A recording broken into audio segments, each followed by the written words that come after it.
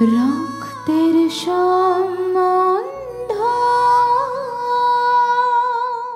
আপনারা খুব ভালো অ্যাক্টিং করেছেন, অনেক অনেক ধন্যবাদ আপনাদেরকে। আপনারা প্লিজ আমাকে ভবিষ্যতেও এভাবেই সাহায্য করে যাবেন। আপনাদের যত টাকা লাগবে আমি দেব। দেখুন, আমি আপনাদের নিজের মেয়ে নই হয়তো, কিন্তু আমার দ্বারা যতটা সম্ভব হবে আমি আপনাদের জন্য নিশ্চয়ই করব। আমি দেখছি।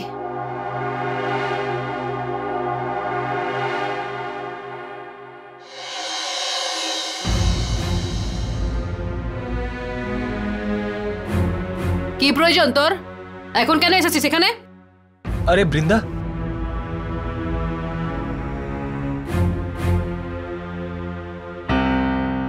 বৃন্দা দেখো, ডিকে আঙ্কেল তোমার বাবা মায়ের সাথে যাই করেছে তার জন্য আমি ক্ষমা চাইছি। আমার পুরো পরিবারের তরফ থেকে আমি ক্ষমা চেয়ে নিচ্ছি। তোর ক্ষমা তুই তোর কাছে রাখ, আমার প্রয়োজন নেই এসবের। আমি ঠিক করে নিয়েছি, মানে আমি সিদ্ধান্ত নিয়ে নিয়েছি যে আমি এখানে থাকবো না, মানে থাকবো না। যখন খুশি কেউ আমাকে থাপ্পড় মেরে দিচ্ছে, কেউ আমাকে কাজের লোক বানিয়ে দিচ্ছে, আমি সব সহ্য করেছি, কিন্তু এইবার অপমান আমার বাবা মাকে করা হয়েছে, আমি সহ্য করবো না। ওই ডিকে তোমরা না থাকলে ওর এমন হাল করতাম যে সারা জীবন মনে রাখতো। আমার বাবা আমাকে কিডন্যাপ করেছিল, খেতে পর্যন্ত দেয়নি ওদের। কত মেরেছে এদেরকে দেখ একবার। আমার রক্ত গরম হয়ে যাচ্ছে। চলো এখান থেকে, এখানে আর এক মিনিট আমি থাকবো না।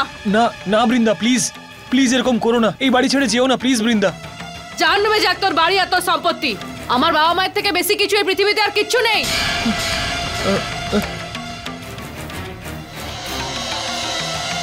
আমি আপনাদের পায়ে পড়ছি আঙ্কেল, প্লিজ ওকে আটকান আঙ্কেল প্লিজ। আমি ডিকে আঙ্কেলকে বাড়ি থেকে বের করে দেবো, দয়া করে ওকে আটকান। বন্ধ কর তোর নাটক। তুই আজ ওকে ঘর থেকে বের করবি, ও কাল আবার চলে আসবে আবার নতুন নাটক নিয়ে। অনেক হয়েছে তোমাদের এই কাকা ভাইপোর ড্রামা, আমি অনেক দেখে নিয়েছি। আর আমি চাই না কাউকে বাড়ি থেকে বের করে দিতে। আমি নিজে চলে যেতে চাই বাড়ি থেকে। অন্য কাউকে খুঁজে নে তোর বাচ্চার মা বানানোর জন্য। আমি যা যা করেছি তোমাদের জন্য তার সব দাম আমি পেয়ে গেছি। এবার এই অর্ধেক সম্পত্তি নিয়ে আমি চললাম এখান থেকে। যদি আমার সম্পত্তি থেকে আরেকটু অংশ তোমাকে দিই তাহলে?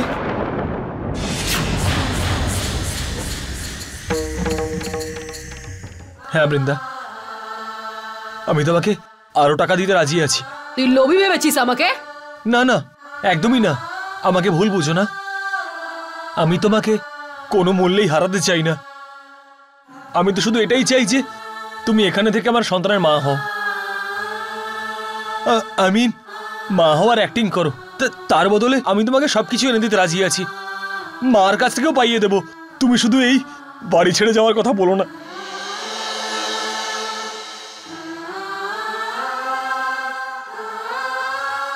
যেও না সন্ধ্যা। দেখো, আমি তোমার সামনে হাত জোড় করছি। তুই আমাকে এখন প্যাকিং করতে দিবি না সময় নষ্ট করবি? প্লিজ। আরে আমি তো আমার মা বাবার জন্য প্যাকিং করছি। এবার ওদেরকেও কি এখানেই রাখতে হবে নাকি ওদেরকে যেতে দেবো? তার মানে তুমি? না রে বাবা, আমি কোথাও যাচ্ছি। আসলে কি বলতো, তোর এই হিরোর মতো মুখটা দেখলেই না আমার মনটা একদম গলে যায়, পুরো মোমবাতির মতো। তুমি জানো না তুমি এখানে থেকে আমার উপরে কোনো উপকার করিনি আমি। তুই কি বলেছিস এক্ষুনি মনে আছে তো? আমাকে এখানে রাখার জন্য আমি যা বলবো তাই দিবি তুই। কিন্তু এখন না, সঠিক সময় আসলে ঠিক চেয়ে নাও, তখন আবার নিজের কথার খেলাপ করিস না। না না না না সন্ধ্যা, কখনো না। তুমি যা বলবে আমি সব করতে রাজি আছি। তুমি যা চাইবে আমি তোমাকে সবকিছু এনে দেবো। শ্রেয়া, এত রাগ করিস না শ্রেয়া। কেন রাগ করবো না দিদি? ওই মেয়েটা ওখানে এত নাটক করছে, আমাদের বোন সন্ধ্যা হওয়ার নাটক করছে। ওর জন্য সন্ধ্যার হত্যাকারীরা নিশ্চিন্তে ঘুরে বেড়াচ্ছে। আর যখন ওদের বিরুদ্ধে আমাদের কাছে প্রমাণ আছে আর ওদের শাস্তি দেওয়ার সুযোগ পেয়েছি, তুমি আমাকে এখানে ডেকে নিলে, আমাকে পিছিয়ে যেতে বললে। না হলে আমি আর কি করতাম শ্রেয়া? ওরা এতটাই নোংরা যে ওরা মোহনকে, জামাইবাবুকে, বাচ্চাদের কিডন্যাপ করেছে। ওদের সবার প্রাণ বাঁচানো আরো বেশি জরুরি ছিল কিনা? আর যখনই তুই ফ্লাইটে বসলে ওরা ওদের ছেড়েও দিল। মোহন এক্ষুনি চলে আসবে তোকে নিতে। দেখ শ্রেয়া, আমরা যে কোনো মূল্যে সন্ধ্যার ন্যায় বিচার পাক চাই, কিন্তু সেটা আপনজনদের প্রাণের বিনিময় হতে পারে না। আজ সন্ধ্যা যেখানেই থাকুক না কেন, ও এটা চাইবে না যে ওর আপনজনেরা প্রাণের ঝুঁকি নিয়ে এই লড়াইটা লড়ুক। প্লিজ দিদি, কোনো তো উপায় আছে। আমরা ওদের হুমকিতে ভয় কেন পাবো? এবার তুই চাইলেও আর কিছু করতে পারবি না, কারণ মোহন সেটা চায় না। হ্যাঁ শ্রেয়া, মোহন ওদের হাত থেকে ছাড়া পাওয়ার পর অত পরিষ্কার করে বলে দিয়েছে যেন কেউ ওই জাগিরদার ফ্যামিলি বা ওই মেয়েটার বিরুদ্ধে কিচ্ছু না করে। আর ওতে এটাও বলে দিয়েছে যে যদি শ্রেয়া এই লড়াইটা লড়তে চায় তাহলে ওকে এই লড়াইটা আর ওর স্বামীর মধ্যে যে কোনো একজনকে বেছে নিতে হবে।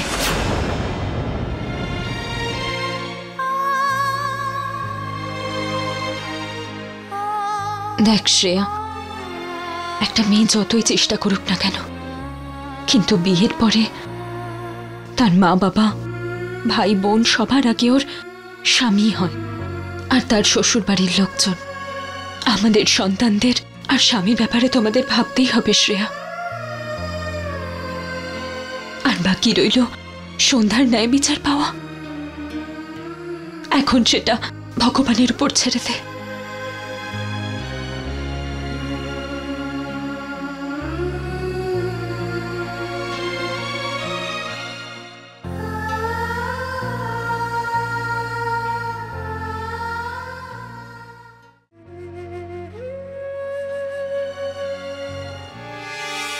শ্রেয়া চলে যাওয়ার পর নিজে দিদিদের কথা মনে পড়ছে?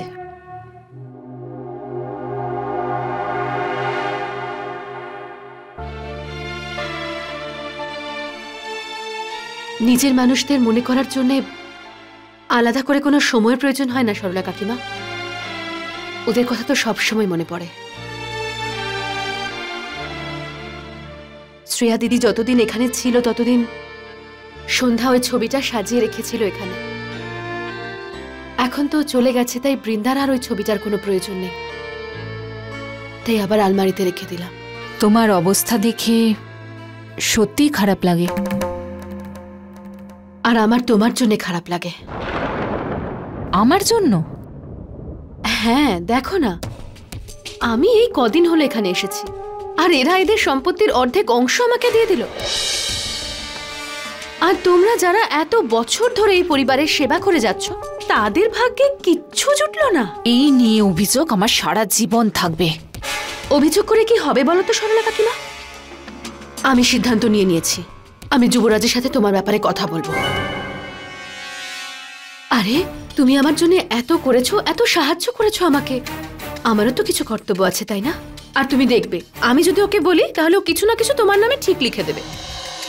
তোমার এই ধারণাটা কিন্তু একদম ভুল। বর্দি কিন্তু একটা কানা করিও কাউকে দেবে না। তোমার ব্যাপারটা আলাদা, কারণ বর্দি নিজের ছেলের জন্য একবার কেন 100 বার নিজের সবকিছু তোমাকে দিয়ে দেবে, কিন্তু ডিকে কে আর আমাকে আমাদের একটা কানা করিও দেবে না। কেন পাবে না সরলা কাকিমা? আরে তুমি তো তোমার অধিকারটা ঠিক করে চাইতেই পারো না। আর চাইতে তো কোনো ক্ষতি নেই সরলা কাকিমা, তুমি তোমার অধিকারের জিনিস চাইছো, আরে চাও ওদের থেকে। আমি তো বলছি লড়াই করে নাও, আর তারপরে আমি বৃন্দা হয়ে বাকিটা ম্যানেজ করে নেব।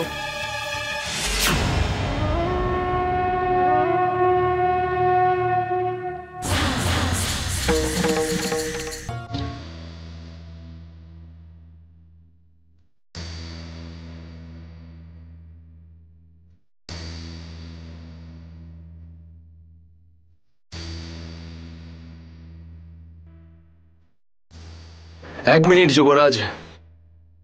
তোমার সাথে আমার কোনো কথা নেই আঙ্কেল। বাড়ি ফেরার পরে তুমি আমাকে কথা দিয়েছিলে যে তুমি বৃন্দার বিরুদ্ধে কখনো কিচ্ছু বলবে না। তুমি সব সীমা পার করে দিয়েছো। যুবরাজ, একবার অন্তত তুমি আমার কথাটা শুনতে তোমার পারো। কোনো কথা শুনতে আমার কোনো ইন্টারেস্ট নেই আঙ্কেল, প্লিজ। আর ভবিষ্যতে আমার থেকে কোনো সাহায্য পাওয়ার কথা ভেবো না তুমি। কিন্তু যুবরাজ,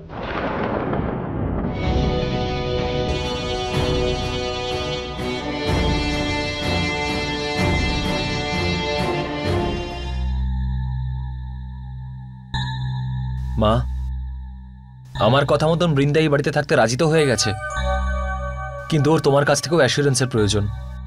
আর সেটা তুমি ওকে তখনই দিতে পারবে যখন তুমি ডিকে আঙ্কেলের এগেনস্টে কোনো অ্যাকশন নেবে।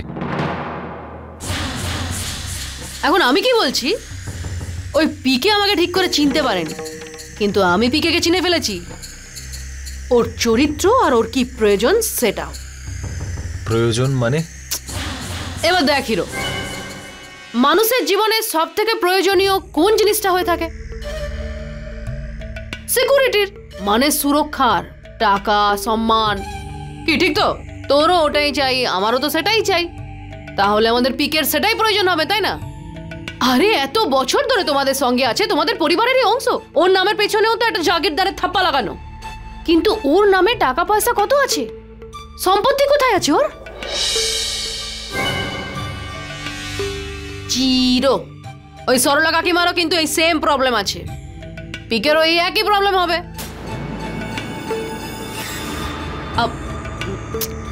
আসলে আমি শুধু এটা বলতে চাইছিলাম মাসিমা, যে তোমরা একটু টাকা, একটু সম্পত্তি ওই সরলা আর পিকের নামে করে দাও না মাসিমা। কি বলতো, তোমাদের পরিবারের অংশ, তোমাদের আপনজন, খুশি হয়ে তোমাদের আশীর্বাদ করবে, আর আর আমাকে একটু শান্তিতে বাঁচতে দেবে, বুঝলে মাসিমা? বৃন্দা, এটাই ভালো হবে যদি তুমি নিজের ব্যাপারেই শুধু ভাবো। এই বাড়িতে কে কতটা পাবে আর কি পাবে সেটার চিন্তা তোমাকে করতে হবে না, এটা আমার ওপর ছেড়ে দাও। যা কিছু ডিসিশন সেটা আমিই নেব। আরে কি মাসিমা, আরে ভালোবেসে কিছু বললে তোমার মাথায় তো কিছু ঢোকেই না। আমি আমার ব্যাপারেই কথা বলছি রে বাবা।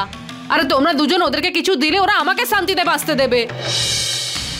এমনিতেও মা, বৃন্দা ঠিক কথাই বলছে। ডিকে আঙ্কেল ওকে বিরক্ত করা তখনই বন্ধ করবে যখন উনি ওনার শেয়ারটা পাবেন। তোমরা তো এটাই চাইছো যে ডিকে যেন বৃন্দাকে বিরক্ত না করে, যাতে ওর ওপর উল্টো পাল্টা অভিযোগ আনা বন্ধ করে দেয়। তো এই সব কিছু তুমি আমার ওপর ছেড়ে দাও। এই ব্যাপারটা আমি আমার মতো করে ট্যাকল করব। তার জন্য কাকে কতটা দিতে হবে সেটা তোমায় ভাবতে হবে না। আমি ডিকের সঙ্গে নিজের মতো করে কথা বলে নেব। তোমরা এই ব্যাপারে নিশ্চিন্তে থাকতে পারো। So just take it easy. কিন্তু মা, আরে ছাড় না হিরো। আরে মাসিমা বলছো তো পিকের সাথে কথা বলবে, আমার আর কি চাই? আমি তো আমার জীবনে শুধু একটু সুখ আর শান্তি চাইছি, ব্যাস। আর এই যখন এর প্রপার্টি এত সাবধানে রাখতে চাইছে, রাখতে দে সামলে। এই মাসিমা কাকিমাকে না আমি কিন্তু খুব ভরসা করি, তাই না? এবার চল চল চল।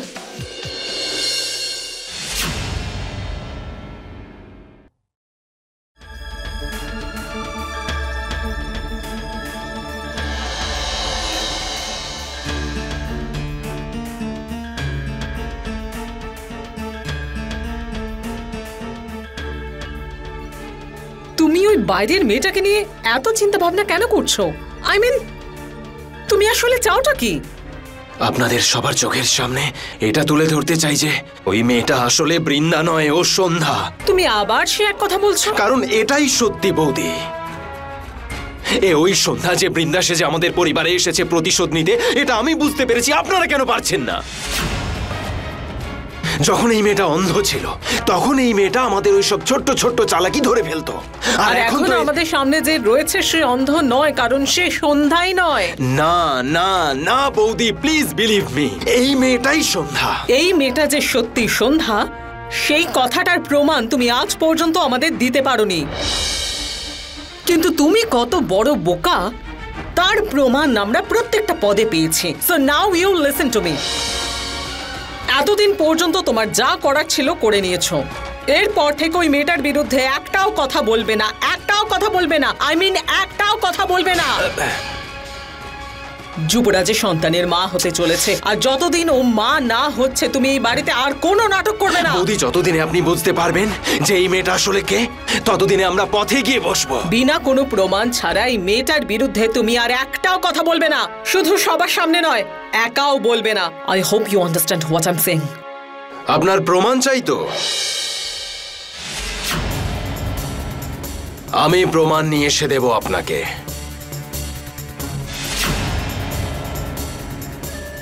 হ্যাঁ বৌদি, আমি প্রমাণ নিয়ে এসে দেব। এইবার আমি প্রমাণ করে দেব যে এই মেয়েটা আসলে বৃন্দা নয়, সন্ধ্যা। কিন্তু তার জন্য আপনি আমাকে আর একটা সুযোগ দিন। বৌদি, আমি এতদিন আপনার কাছে কিচ্ছু চাইনি, আজ একটা শেষ সুযোগ চাই আমি। প্লিজ বৌদি।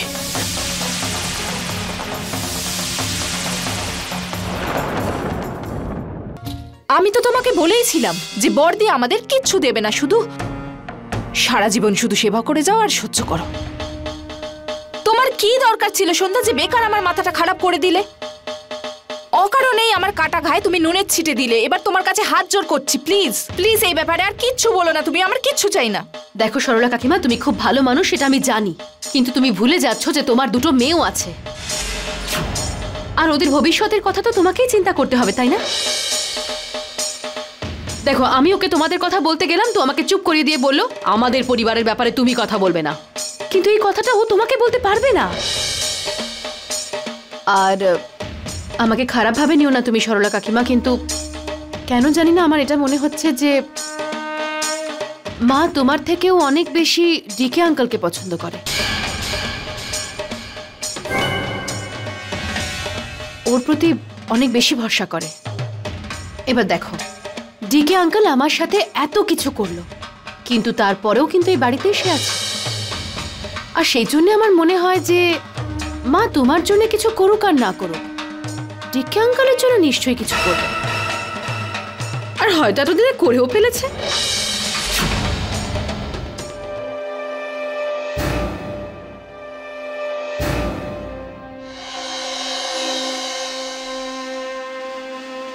আমাকে ডেকেছিলে মা?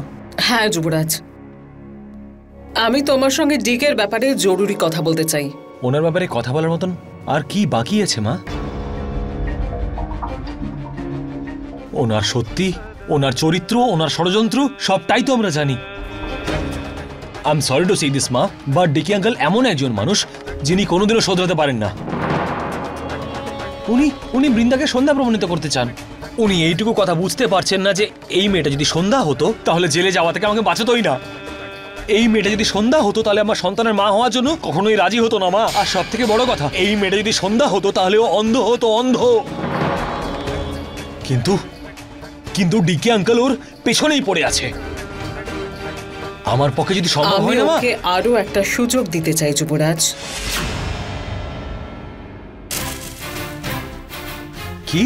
হ্যাঁ বাবা, যদিও বৃন্দার বিরুদ্ধে কথা বলছে তার মানে নিশ্চয়ই কোনো কারণ রয়েছে, আর ওকে এই কথাটা প্রমাণ করার জন্য একটা সুযোগ দেওয়া উচিত। আর এমনিতেও ও শেষ একটা সুযোগ চাইছে। সুযোগ?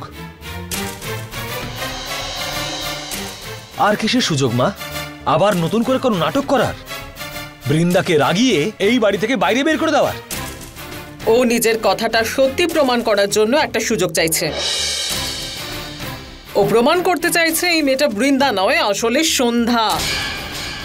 আমি ওকে শেষ একটা সুযোগ দেব,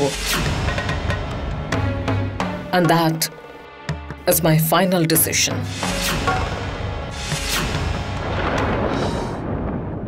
ঠিক আছে মা, তুমি যখন তোমার এই ফাইনাল ডিসিশন নিয়েই নিয়েছো তখন আমাকে ডাকার কি প্রয়োজন ছিল? কিন্তু একটা কথা আমিও তোমাকে ভালোভাবে বলে দিতে চাই মা, যদি ডিকে আঙ্কেলের এই শেষ সুযোগের জন্য বৃন্দা কোনোভাবে আঘাত পায় বা যদি বৃন্দা এই বাড়ি ছেড়ে চলে যায় তাহলে আমি তোমাদের কাউকেই ক্ষমা করব না। কাউকে না মানে কাউকেই না, এমনকি তোমাকেও না। And this is my final decision.